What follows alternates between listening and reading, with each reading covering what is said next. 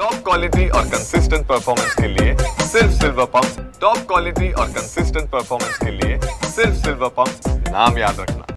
काल विमान अपघाताच्या वेळेला जो काही मोठा ब्लास्ट झालेला होता त्यामध्ये बहुतांश प्रवाशांचे जे काही मृतदेह आहेत ते ओळख पटण्याच्या पलीकडले आहेत आणि त्यामुळे या सगळ्या मृतदेहांच्या DNA चाचण्या ज्या आहेत त्या केल्या जाणार आहेत। नातेवाईक जे येत आहेत त्यांच्या DNA चाचण्या झाल्यानंतर त्या मृतकांची ओळख पटवण्याचं काम सुरू आहे आणि त्यानंतरच ते मृतदेह जे आहेत ते त्या संबंधितांच्या नातेवाईकांकडे सोपवले जाणार आहेत। सध्या या सिव्हिल हॉस्पिटलच्या पोस्टमॉर्टम विभागाच्या बाहेर मी उभा आहे आणि आपण पाहतोय की काही मृतदेहांवरती पोस्टमॉर्टम केला जातोय तर दुसरीकडे जे मृतदेह ओळख पटण्याच्या पलीकडे आहेत अशा मृतदेहांचे जे काही नातेवाईक येत आहेत किंवा त्या मृतदेहांची DNA चाचणी करून त्यांची ओळख पटवूनच त्यांचे मृतदेह जे आहेत ते नातेवाईकांच्या ताब्यात दिले जाणार आहेत। जवळपास 242 प्रवाशांपैकी 241 प्रवाशांचा यामध्ये मृत्यू झाल्याची अधिकृत माहिती एअर इंडियाकडून तशीच त्याचबरोबर यंत्रणांकडून सुद्धा देण्यात आलेली आहे। मात्र ज्या हॉस्टेलच्या परिसरामध्ये हा अपघात झाला त्या हॉस्टेलच्या परिसरातील जे काही विद्यार्थी होते, डॉक्टर होते आणि रहिवासी इमारतीमधील जे काही त्यांचे कुटुंबियातील सदस्य होते त्यांचा देखील यामध्ये मृत्यू झाल्याचा अंदाज आहे आणि मोठा आकडा जो आहे तो येत्या काळामध्ये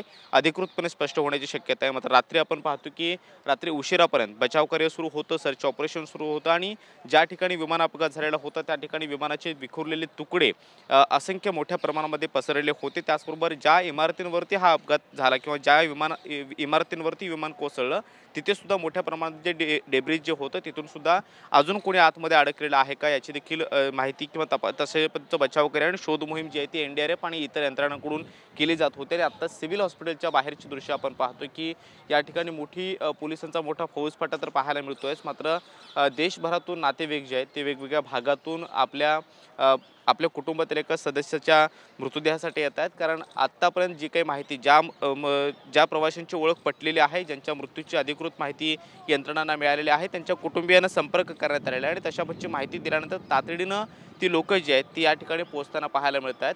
अहमदाबादच्या सिव्हिल हॉस्पिटलचे ही आतली दृश्य आपण पाहतोय। पोस्टमॉर्टम डिव्हिजनच्या अगदी बाहेरची दृश्य आपण जर बघायची झाली तर आतमध्ये ज्या प्रवाशांचे मृत्यू झालेले आहेत त्यांच्या मृतदेहांवरती पोस्टमॉर्टम केलं जातं आहे आणि दुसरीकडे आज DNA चाचण्या सुद्धा मृतदेहांच्या केल्या जाणार आहेत नातेवाईकांसोबत आणि त्यानंतरच ओळख पटवून हे मृतदेह जे आहेत ते कुटुंबियांना सोपवले जाणार आहेत।